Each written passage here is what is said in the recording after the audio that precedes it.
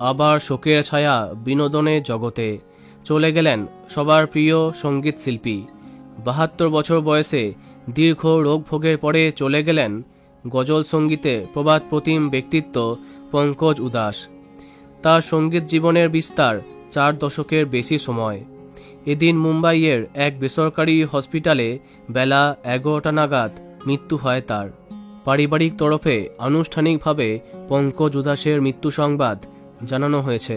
বলা হয়েছে, অত্যন্ত ভারী মনের সঙ্গে জানাচ্ছি, পদ্মশ্রী পঙ্কজ উদাস প্রয়াত হয়েছেন ২৬শে ফেব্রুয়ারি।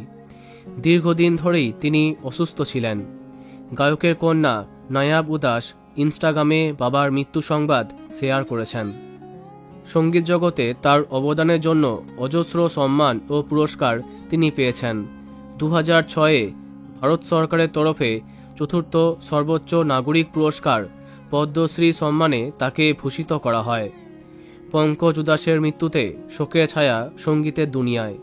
সোনু নিগম ইনস্টাগ্রামে শোক প্রকাশ করে লিখেছেন, আমার ছেলেবেলার অন্যতম জরুরি অংশ আজ হারিয়ে ফেললাম।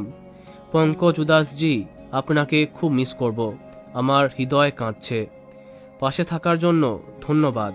ওম শান্তি। বলা বাহুল্য, তার অকাল প্রয়াণে শোকস্তব্ধ বাংলার বিনোদন জগত। বন্ধুরা, ভিডিওটি এইটুকুই। বাংলা বিনোদনের অন্যান্য অনেক খবর পেতে সাবস্ক্রাইব করো কারেন্ট বস।